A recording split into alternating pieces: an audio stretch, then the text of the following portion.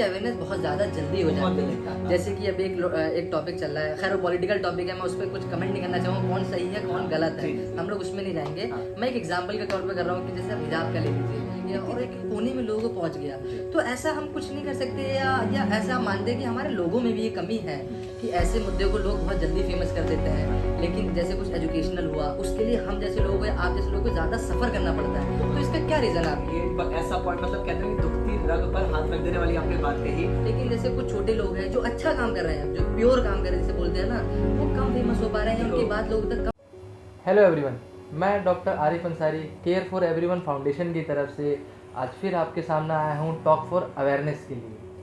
हम लोग बात करते हैं कि हमारी सोसाइटी में अवेयरनेस नहीं है, चाहे किसी भी चीज़ को लेकर के, चाहे आप एजुकेशन को ले लीजिए, चाहे आप किसी बीमारी को ले लीजिए।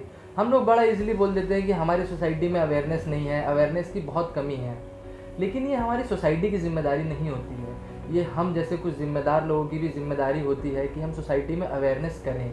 जो चीज़ हमारी सोसाइटी को नहीं पता है हम उसको बताएं कि ये भी ऐसी कोई चीज़ होती है। इसीलिए आज मैं आपके सामने आया हूँ टॉक फॉर अवेयरनेस के लिए। हमारे साथ हैं आज सरताज सर। शुक्रिया सर। Thank you. आप इन्हें जानते होंगे सरताज सर की क्लासेस के नाम से। जैसे हम बोल देते हैं कि अवेयरनेस नहीं है, या हम लोग भी ऐसा, मैं डॉक्टर बोल देता हूँ कि यार मेरी सोसाइटी के फील्ड में लोगों को नॉलेज नहीं है। ऐसे ही अगर सरताज सर भी चाहते तो ये भी कह देते कि लोगों को इंग्लिश की अवेयरनेस नहीं है, या मैं जो सिखा रहा हूँ मुझे नहीं पता कितने लोग सीखेंगे या नहीं सीखेंगे।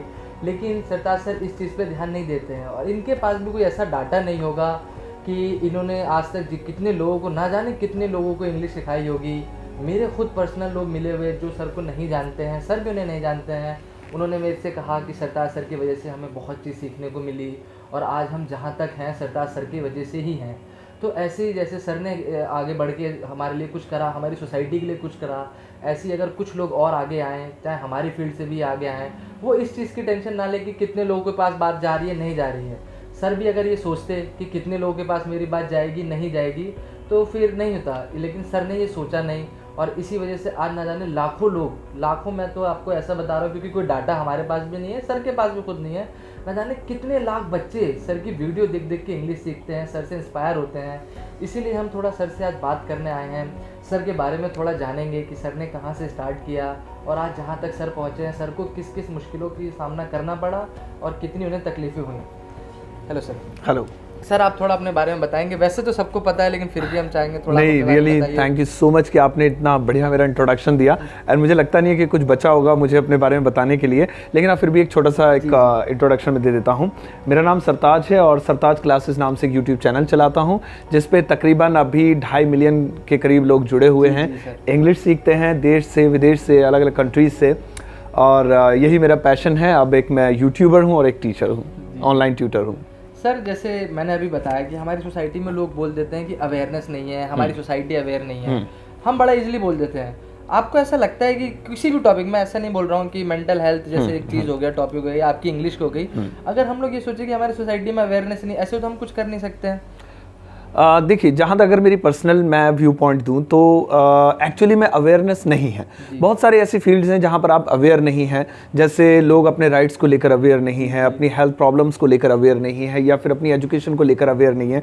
बहुत सारी ऐसी चीज़ें होती है। इवन एजुकेशन फील्ड से मैं जुड़ा हुआ हूँ, तो उसी के बारे में मैं बताना चाहूँगा कि कई बार ऐसा होता है कि अपनी क्वालिफिकेशन से लोग संतुष्ट नहीं होते हैं। वो सोचते हैं यार ये करके ये वाला कोर्स कर लें, या ये कर लें, ये करें या ना करें, तो अवेयरनेस नहीं है। लेकिन समाज में से बहुत सारे लोग हैं आप जैसे जो अवेयरनेस को फैलाते हैं, लोगों तक पहुंचाते हैं, और उन्हें इस बात से मतलब उन्हें रूबरू कराते हैं कि क्या सच्चाई है।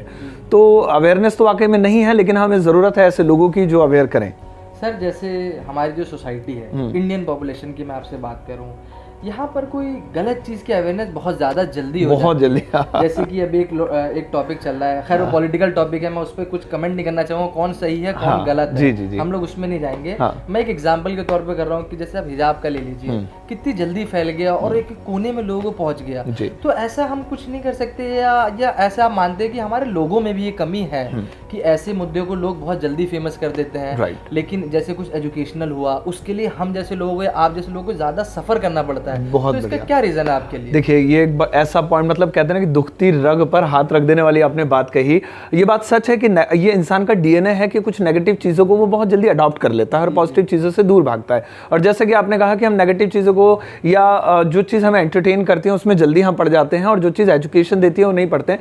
मैं जब यूट्यूब पे आया था तो यकीन मानिए मुझसे लोग कहते थे कि अगर आप यूट्यूब पे कॉमेडी करते हैं, अगर आप यूट्यूब पे डांस करते हैं, अगर आप यूट्यूब पे कोई ड्रामा करते हैं तो आप पॉपुलर हो जाएंगे, और अगर आप पढ़ाते हैं तो कौन देखेगा आपको। मैंने कहा नहीं यार ऐसा नहीं होता है, बट एक्चुअली में ऐसा हुआ कि एक नॉर्मल बंदा जिसने मेरे बात शुरू किया और वो बस नाच रहा है और वो बस सड़कों पर उल्टे सीधे डांस करो, बहुत तेजी से पॉपुलर हो जाता है। तो ये हकीकत है। लेकिन कहीं ना कहीं अगर आप लोगों को, समाज को फायदा देते हैं उस चीज से, आपकी चीजों से समाज को फायदा हो रहा है, तो फिर वो उसे अडॉप्ट करते हैं, चाहे वो किसी भी फील्ड में हो। आप अगर लोगों को अवेयर कर रहे हैं और उससे समाज को, देश को फ़ायदा हो रहा है, देश की कहीं ना कहीं तरक्की हो रही है, देश की जो आवाम है, जो पॉपुलेशन है वो अवेयर हो रहे हैं, तो जाहिर सी बात है वक्त ज़रूर लगेगा आपको अपनी बात को कन्वे करने में, लेकिन प्रोग्रेस करेंगे आप। सर आपने जैसे एक टॉपिक बोला, अभी आपने बोला जैसे कि अगर हम लोग किसी चीज़ में इंटरटेनमेंट डाल दें या कॉमेडी डाल दें तो वो जल्दी फेमस हो जाती है।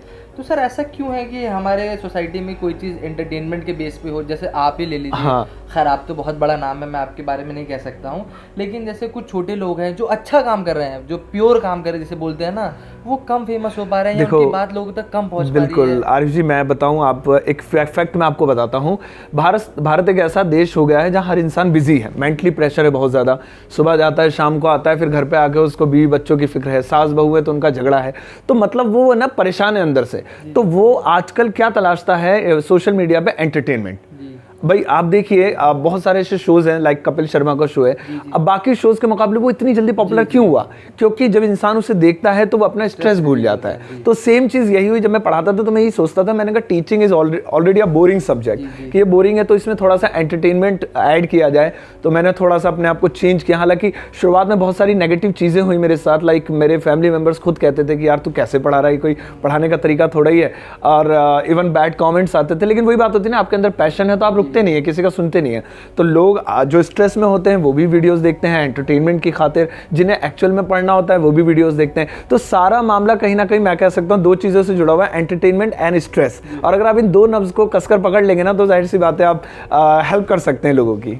नहीं, जैसे हम भी देखते हैं, हम भी यंग जनरेशन से आते हैं, हम लोग भी कोई ज़्यादा ओल्ड नहीं है। बिल्कुल बिल्कुल। हम लोग इंस्टाग्राम पे देखते हैं, लोग जैसे लोगों के कई मिलियन फॉलोवर्स हैं, बट उनसे सोसाइटी को कुछ गेन नहीं हो रहा है। लेकिन उनके बहुत फॉलोवर है, 20 मिलियन फॉलोवर हो गए, 15 मिलियन फॉलोवर्स हो गए, लेकिन उससे उनको सोसाइटी को कुछ प्रॉफिट नहीं है उनसे, लेकिन फिर भी उनके इतने फॉलोवर्स हैं। तो उसका क्या रीजन? यही आपके लिए फिर एंटरटेनमेंट एग्जैक्टली बिल्कुल। देखिए जब आप किसी की वीडियो को देखकर, किसी के कंटेंट को देखकर अगर रुक गए हैं तो इसका मतलब आप एंटरटेन हो रहे हैं। ये सिंपल सा लॉजिक है। आपको कैसे पता लगेगा आप एंटरटेन हो? जहां आप रुक गए हैं। अगर आप उस चीज पर रुक गए हैं, अपना टाइम दे रहे हैं, इट मींस दैट आप एंटरटेन हो रहे हैं। और अगर कोई चीज आपको एंटरटेन कर रही है तो हो सकता है वो उनका टैलेंट है, हिडन टैलेंट ही कह सकते हैं। तो ये चीज है। तो वही स्ट्रेस है माइंड में, उसको दूर करने के लिए अब इंसान को कुछ ना कुछ तो चाहिए, तो फिर फाइनली एंटरटेनमेंट की तरफ वो भागता है। जैसे स्ट्रेस बोला, अब हम लोग असली मुद्दे पे आते हैं। Exactly. स्ट्रेस हाँ। हमारी सोसाइटी में एक बहुत बड़ा रीजन है फिजिकल और मेंटल हेल्थ का स्ट्रेस। बिल्कुल। जो लोग उस पर ध्यान ही नहीं देते हैं, बिल्कुल लोग उसको कुछ समझते ही नहीं है, बिल्कुल लोगों को पता ही नहीं है। तो आपको क्या लगता है इसके लिए? जैसे आपकी फील्ड में अगर हम लोग बोलें कि आजकल के बच्चों पे बहुत ज़्यादा स्ट्रेस है, पढ़ाई का ले लीजिए या पेरेंट्स का ले लीजिए, पेरेंट्स उसको बहुत फोर्स करते हैं कि अच्छे नंबर के लिए। तो आपको क्या लगता है कितना स्ट्रेस है आजकल के बच्चों पे? बहुत ज़्यादा स्ट्रेस है। मैं कह सकता हूँ कि स्ट्रेस के बिना आजकल कोई ऐसा बंदा नहीं जो बिना स्ट्रेस के जी रहा हो। मैंने कहा ना कि हर जगह स्ट्रेस है, घर में है, जॉब है, या वो है। अगर एजुकेशन को लिया जाए, पढ़ाई लिखाई पे, तो ऑब्वियसली एक बच्चे पे उतना ही स्ट्रेस है जितना एक यंग आदमी पे होता है। आजकल एक कंपटीशन का टाइम है, हर पेरेंट्स चाहता है कि मेरे बच्चे के मार्क्स जो हैं मेरे पड़ोसी से, मेरे रिश्तेदार से ज़्यादा आएँ। और सब्जेक्ट एक नहीं होता है, क्योंकि इंडियन एजुकेशन सिस्टम है कि आपको 5-6 जितने भी सब्जेक्ट हैं सारे क्वालिफाई करने होते हैं। तो एक का बर्डन नहीं है, सबका बर्डन है। और प्लस जो हमारा क्या हो गया, वर्कलोड ज़्यादा है और नींद कम है। तो नींद कम होने के वजह से ही एक मेंटली प्रेशर भी बढ़ता है, आपका माइंड वर्क करता रहता है। और कोई भी चीज़ जब विदाउट रेस्ट काम करेगी तो जाहिर सी बात है कि स्ट्रेस तो बनेगा ही। जैसे सर हम एज बच्चों को जैसे जितना स्ट्रेस पेरेंट्स दे रहे हैं स्टडी का तो जो है लेकिन आपको नहीं लगता कि पेरेंट्स को भी थोड़ा एजुकेट होना चाहिए, मतलब थोड़ा अवेयर होना चाहिए कि हम बच्चों पे इतना स्ट्रेस ना? बिल्कुल बिल्कुल एग्जैक्टली। देखिए पेरेंट्स जब भी स्ट्रेस देते हैं तो उनके फोर्स करते हैं, तो उनके फोर्स को एक नाम दे दिया जाता है कि हम तुझे अपने लिए थोड़ा ही पढ़ा रहे हैं। जी जी। तेरे फ्यूचर, ये उनका डायलॉग होता है, भाई तेरा फ्यूचर है, तुझे आगे जॉब करनी है, अपने लिए कमाएगा, पढ़ेगा अपने लिए पढ़ेगा, हम तुझे डांट रहे तो अपने लिए थोड़े, वो बात उनकी ठीक है, वो अपना जो है एक कहते हैं कि पेरेंट्स के बराबर तो कोई चीज़ कोई कर भी नहीं सकता है, वो वाकई में ठीक है अपनी जगह, लेकिन उन्हें भी कहीं ना कहीं समझना चाहिए कि जो बच्चा है उसके माइंड पर इतना स्ट्रेस नहीं डालना चाहिए। आजकल आपको कोई जॉब क्वालिफाई करनी है तब आपको उसके एग्ज़ाम की तैयारी करनी है, उसके लिए प्रिपरेशन करनी है, या फिर आपको किसी एग्ज़ाम को क्वालिफाई करना है तो उसकी प्रिपरेशन करनी है, तो हर जगह ना स्ट्रेस मिल जाता है। तो पेरेंट्स की यहाँ पर मेन रोल पेरेंट्स का होता है कि वो बच्चों को एक ऐसा माहौल, एक ऐसा एनवायरनमेंट क्रिएट करके दें जिसमें उनके लिए स्ट्रेस ना हो। तो स्ट्रेस अगर होगा तो बच्चा नहीं कर पाएगा फिर। जैसे सर हम लोग की NGO care for everyone foundation है, हम लोग काम करते हैं जो हमारी सोसाइटी में फिजिकल और मेंटल हेल्थ के रिलेटेड जितनी प्रॉब्लम है, लेकिन लोग उससे अवेयर नहीं है। इसके लिए हम आप जैसे लोगों के पास जा रहे हैं थोड़ा, क्योंकि आप लोग से ज़्यादा लोगों की बात पहुंच सकती है आपके ज़रिए से, क्योंकि आपके लाखों करोड़ों के फॉलोअर्स होते हैं। तो आपको ऐसा लगता है कि आप लोग को भी थोड़ा सा तो लेना चाहिए स्टेप की चलो थोड़ा सा मेडिकल फील्ड की तरफ, या हम लोग की जैसे फिजियोथेरेपी हो गया, ऑक्यूपेशनल थेरेपिस्ट हो गए, जहाँ लोग नहीं जा रहे हैं उनके लिए थोड़ा कभी आप लोग को लगता है कि हमें भी कुछ करना चाहिए? सबसे पहले तो मैं इस मामले में धन्यवाद करना चाहूँगा आपको और आपकी टीम को कि वाकई में आप एक ऐसी एनजीओ रन कर रहे हैं, एक ऐसे समाज के लिए एक फ़ायदे की चीज़ पहुँचा रहे हैं जो वाकई में जिस चीज़ की एक्चुअली में हमें ज़रूरत है। और देखिए किसी भी फील्ड का बंदा हो, चाहे वो यूट्यूब से जुड़ा हुआ हो, चाहे वो उसका कोई और पैशन हो, चाहे वो गवर्नमेंट डिपार्टमेंट से हो, हर एक का फ़र्ज़ है कि अगर कोई एनजीओ या कोई भी चीज़, कोई इंसान समाज के लिए कुछ कर रहा है तो वो अगर उसके लिए कुछ कर सकता है, एनी यूट्यूबर एनी पर्सन, तो उसे करना चाहिए। मैं अपने आप को सच बताऊं तो सौभाग्यशाली समझता हूं कि मुझे कुछ ऐसी चीज़ें मिल रही हैं करने को कि मैं समाज को अवेयर कर सकूं। तो जाहिर सी बात है मेरे लायक अगर कभी भी मुझे ऐसा आपको लगता है कि हाँ मैं एक सोर्स बन सकता हूँ आपके लिए, एक जरिया बन सकता हूँ आपकी आवाज़ समाज तक पहुँचाने का, then I am always there for you. Thank you sir, thank you so much आपके इतने सपोर्ट के लिए। बस एक लास्ट क्वेश्चन मैं आपसे पूछना चाहूँगा, जैसे आपने ये बोला कि आप लोग की भी थोड़ी जिम्मेदारी होती है। जी। जैसे यूट्यूब पे खैर गवर्नमेंट में थोड़ा लीगल क्वेश्चन है, मे भी आपको थोड़ा फंसे आप, जैसे कि हमारे जैसे इतने सारे फॉलोअर्स यूट्यूब पे, हमारे नहीं जैसे बहुत से लोग हैं उनके फॉलोअर्स हैं, लेकिन उनसे लोगों को कुछ गेन नहीं हो रहा है। तो आपको लगता है गवर्नमेंट को कुछ एक्शन लेना चाहिए या गवर्नमेंट को इन्वॉल्वमेंट करना चाहिए? क्योंकि हमारी जो जनरेशन आजकल थोड़ी जो आप कहते हैं खराब हो रही है थोड़ी, उसका बहुत बड़ा रीज़न आजकल के इंस्टाग्राम वगैरह है, जिसके वजह से लोगों को कुछ गेन नहीं हो रहा है बल्कि लॉस ही कर रहे हैं। तो आपको लगता है गवर्नमेंट को थोड़ा इन्वॉल्वमेंट करना चाहिए इसमें? देखिए गवर्नमेंट को करना भी चाहिए और कहीं ना कहीं तक किया भी है, लेकिन उस हद तक नहीं किया है जहां हम सेटिस्फाइड हो पाएं। कई ऐसी फेक न्यूज़ हैं जो चलती हैं, बहुत सारे ऐसे रूमर्स हैं जो स्प्रेड हो जाते हैं बहुत जल्दी, बहुत सारे ऐसे वेबसाइट्स हैं जिनके ज़रिए क्राइम हो जाता है यंगस्टर्स के साथ। तो जाहिर सी बात है ये सब करना चाहिए। और इसका कहीं ना कहीं एक बहुत ही सीधी सी सिंपल सी चीज़ मैं आपको बताऊं, क्योंकि जैसा कि हम लोग पॉलिटिकल नहीं जा रहे हैं, लेकिन क्योंकि फिर भी एक छोटा सा बता, अनएम्प्लॉयमेंट कि इंसान जब कहते हैं ना, वो एक हमने बचपन में कहावत सुनी थी कि खाली दिमाग शैतान का घर होता है। तो इंसान जो खाली होगा तो जाहिर सी बात है इन सब चीज़ों में इन्वॉल्व होगा। तो अब सरकार ऑब्वियसली इसमें बहुत कुछ कर सकती है, कर भी रही है, लेकिन मैं चाहता हूँ और हम सब चाहेंगे कि आने वाले युवाओं के लिए एक ऐसा एटमॉस्फेयर क्रिएट हो जहाँ वो अपने देश के लिए कुछ कर सके, अपने घर के लिए कुछ कर सके, अपने लिए कुछ कर सके। और जब वो एक बिजी पर्सन होगा देन इन सब चीज़ों में वो टाइम नहीं देगा। रही इंस्टाग्राम की बात, तो हाँ मैं मानता हूँ 100% कंटेंट तो मैं नहीं कहूँगा कि उस पर क्रिंज है, यानी कि ऐसा है जो टाइम वेस्ट करता है, बट या कुछ % हम कह सकते हैं कि आप जब इंस्टाग्राम खोलते हैं और स्वाइप करने लग जाते हैं तो बहुत सारा ऐसा कंटेंट आपके सामने आ जाता है जो आप सोचते हैं यार ये नहीं होना चाहिए था। तो इन सब चीज़ों का हवा देने वाले भी हम ही हैं। मैं आपको इनडायरेक्टली बताऊं, कोई बॉलीवुड की मूवी आती है, अब उसमें कोई आइटम सॉन्ग होता है तो हम उसको बुरा जरूर कह लेते हैं कि यार ये नहीं होना चाहिए था, बट आप देखिए उसकी डिमांड भी है ना, व्यूज होते हैं, डिमांड भी पब्लिक की होती है। तो it depends upon the public कि आप जो चीज़ देखते हैं वो चलता है। आप देखना बंद कर दीजिए, आप उन्हें ब्लॉक कीजिए, आपको नहीं पसंद है तो आप ब्लॉक करेंगे, जब उनकी रेटिंग डाउन जाएगी, वो जो सोशल मीडिया प्लेटफॉर्म है ऑटोमेटिकली उनको रिकमेंड नहीं करेगा। तो ये सब कहने की बातें हैं कि वो क्यों कर रहा है, आप क्यों देख रहे हैं, आप क्यों देख रहे हैं। सर एक जैसे छोटी सी बात करने, खैर मे भी बहुत बड़ी बात है, छोटी नहीं, कि आपको लगता है जो अच्छा काम कर रहे हैं सोशल मीडिया पे उन लोगों को एक ग्रुप बनाना चाहिए। उन लोगों को ज़्यादा मतलब ग्रुप बनाए या कुछ ऐसा कोई प्रोग्राम करें जिसके वजह से जो बैड कंटेंट आप जो बोल सकते हैं आजकल के वे, उनके ऊपर वो भारी पड़ सके। आप लोग आपस में डिस्कस कर सकें कि हम लोग और क्या अच्छा कर सकते हैं कि अच्छाई लोगों तक जाए। बुराई के लिए। बिल्कुल बिल्कुल।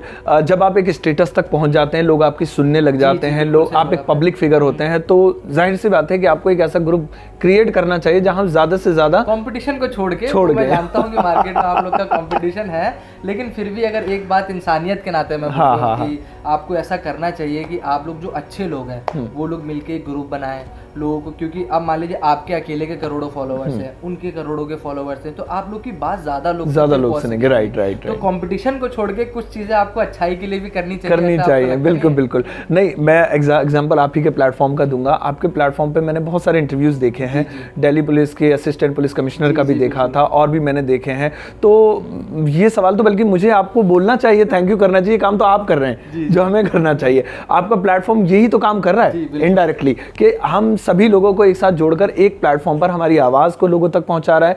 हम भी कोशिश कर रहे हैं उसको और शेयर करें ताकि लोगों तक आपकी बात पहुंच सके। तो एक तरीके से आप कह सकते हैं वो काम हम ऑलरेडी कर रहे हैं आपके साथ मिलके। जी, हम इन फ्यूचर भी ऐसी कोशिश करेंगे कि आप जैसे अच्छे लोगों से हम कांटेक्ट करें, उनका इंटरव्यू लें, लोगों तक बात अपनी पहुंचाएं।